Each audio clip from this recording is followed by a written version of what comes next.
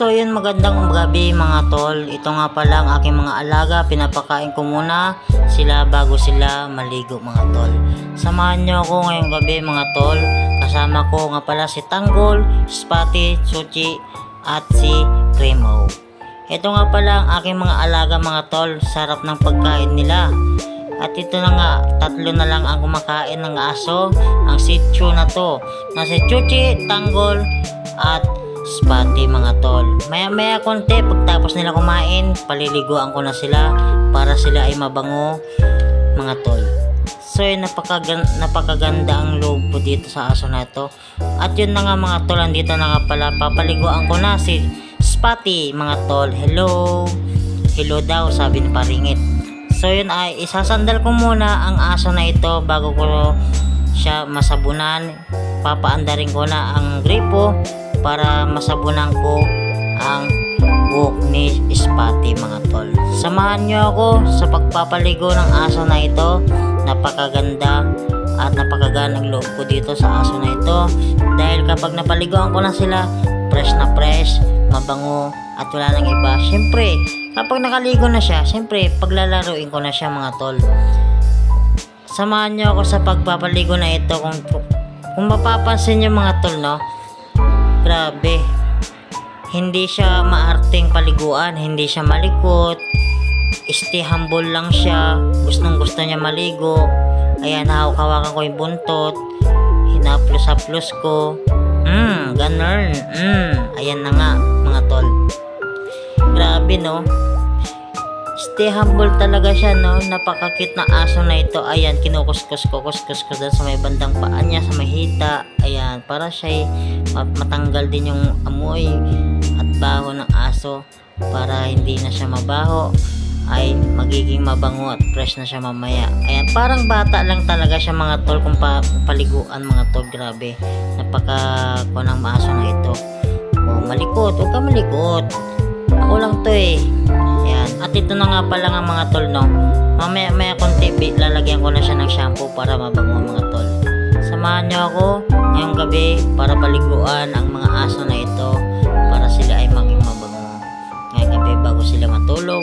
Ganon din sana tayo, bago tayo matulog sa gabi, maligo muna para tayo fresh. Ito na nga rin pala si Tanggol mga tol. Hello, paliliguan na rin pala natin si Tanggol. Ito nga pala si Tanggol. Ayan, makulit, ayaw niya magpaligo mga tol. Grabe, ito yung asong napaka-cute, napakalaki ang katawan. Sila ay magkakapatid mga tol. Si Tanggol, Chuchi, Spotty, magkakapatid po yan mga tol. Paliliguan ko silang tatlo, at kasama na rin pala dito si Cremo. Binasa ko muna siya, mamaya konti sasabunin natin para mabango. Grabe no, pagdating mo ng gabi sa hapon, ganun makikita mong mga aso sasalubong sa'yo. Matatanggal talaga yung stress at pagod mo sa kanila mga tol. Ayan, sasabunin ko na nga pala si Tanggol para matanggal yung amoy. Kasi minsan, yung ihi nila, inaapakan at pinaghihigaan nila mga tol. Silip-silip pa talaga si Tanggol oh.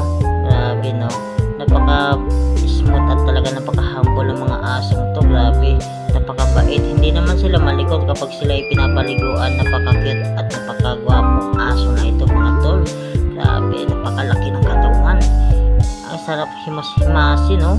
Hinihimas, sige, hinihimas ko nga pala si Tanggol para matanggal din yung amoy niya. Yan, inaano ko sa may bandang puwet mga tol. Kung na nga pala paliguan si Tanggol no, ito ay tatawilan ko na at pupunasan ko na para siya matuyot, para siya makapaglaro na sa kanyang mga kapatid mga tol. Pinupunas-punasan ko na nga ang aso, ay binuhat ko na nga pala. Ayan mga tol, samahan niya ako sa next. Ito na nga mga tol, si Cremo pala. Itinali ko muna siya para hindi siya makulit para paliguan. Ito na nga, kukunin ko na si Cremo. Tinanggal ko na ang kanyang tali para makaligo na siya mga tol. Abangan nyo ang pagliligo ni Cremo mga tol. Grabe, napakakulit. Ayaw niyang maligo mga tol. Grabe, ang astig ng aso na ito. Ikaw lang yung nakita kong ganyan. Ayaw mo pang magpaligo, ikaw lang ang pinapaliguan, ikaw pa yung maarte. Buti nga pinapaliguan pa kita eh. Ayan o, tingnan nyo kung gaano siya magkulit. Ang kulit-kulit mo. Sige, itatali na naman kita. Itatali talaga kita mga tol. Ayan, itatali ko na nga ulit siya mga tol para mapaliguan ko siya ng maayos. Tinali ko nga ulit ang kanyang ulo, ang kanyang paa. Hindi naman yung grabe yung pagtali ko sa kanya. Paano siya nakatali ka kanina, ganon din ang style ng pagtali ko sa kanya mga tol. Hindi naman siya nasasakal mga tol, no? Paliliguan ko na siya. Tapos ko matalian si Cream O, paliliguan ko na siya mga tol. Hindi na siya makakatakas sa akin dahil nakatali na siya ng maigpit at maayos ang pagtali sa kanya para siya ay maayos din siyang makaligo. Hindi siya magiging pasaway pag siya ay pinaliguan ko sa araw na to mga tol. Happy siya nung pinaliguan ko at pagtapos niya maligo, ang saya-saya niya nung makaligo siya, fresh siya, napakabango, astig pa kamo mga tol. Grabe, napakakulit ang aso nito. Ayaw talaga magpaligo, grabe ka. Yun na nga mga tol, na matapos ko na siyang asikasuhin, ibubuhusan ko na siya ng tubig mga tol.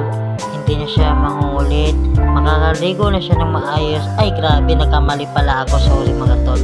Ayaw talaga maligo ng asong ito na si Cream O mga tol. Grabe, ano nga dapat natin gawin dito para siya ay mahimbing na pagligo niya mga tol. Grabe no, samahan nyo nga pala ako sa pagpapaligo ng asong ito. Napakakulit, hirap mong paliguan Cream O, ano ba dapat kong gawin sa'yo? Nga pala mga tol, no, lalagyan ko na siya ng shampoo para mabangoy.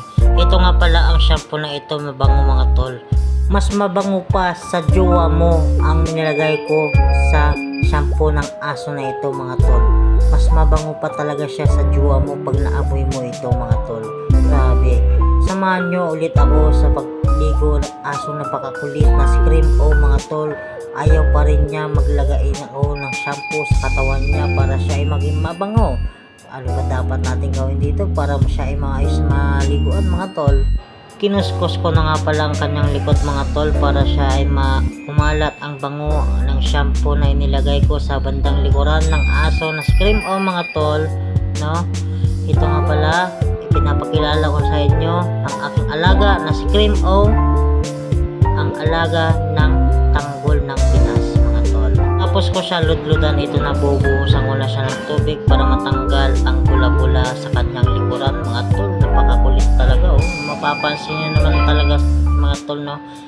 Ayaw niya talaga maligo mga tol, napakakulit ang aso na ito. Pasensya na kayo kung makulit ang aso na ito, pero paliliguan ko pa rin siya kahit anong gawin niya mga tol. Hindi ako papayag na hindi siya makaligo ngayong araw na ito mga tol. Patuloy pa rin ako sa pagbuhos ng tubig sa kanyang ulo mga tol para matanggal ang bula-bula na inilagay kong shampoo sa aso na ito mga tol. Ayaw talaga maligo ng aso na ito, napaka-arte. At sa gusto mo Cream O, bubuhusan ko pa rin ang likod mo para matanggal ang bula ng shampoo na inilagay ko sa iyong katawan Cream O. Hindi ako papayag na hindi matanggal ang bula sa likuran mo Cream O. Nga pala maligo si Cream O mga tol, pupunasan ko na rin siya para matanggal ang basa-basa ng kanyang katawan para matuyo at makapaglaro na rin siya sa kanyang bagong mga kapatid mga tol. Makipaglaro siya kila Tanggol, Spati at Chuchi mga tol. May sariling tolya sila mga tol. Pinupunasan ko nga pala si Cream O na ito, asong makulit mga tol. At yun na nga mga tol, no, nakapagtapos na maligo ng tatlong aso, apat nga pala sila, sorry. Pagtapos nilang maligo, ito na nga pala sila, naglalaro na sila at masaya na sila ngayon dahil sila ay fresh at nakaligo na sila mga tol. Ito nga pala si Spati, Tanggol, Chuchi at Cream O mga tol. Samahan nyo sila sa kanyang pagsasaya. Si Tanggol, Cream O, Spati at Chuchi mga tol. Ito na sila ngayon. Napakasigla at napakasaya nila dahil sila ay nakapagligo na mga tol. Ito, pinagdikit ko na silang tatlong magkakapatid mga tol. Magkakapatid po yung tatlo na yan mga tol. At pagtapos nun, yung tolyang ginamit nga pala nila mga tol, no, nilabahan ko na rin agad para magamit sila ulit sa susunod mga tol. At yun na nga, success na nga pala mga tol, approve, diba?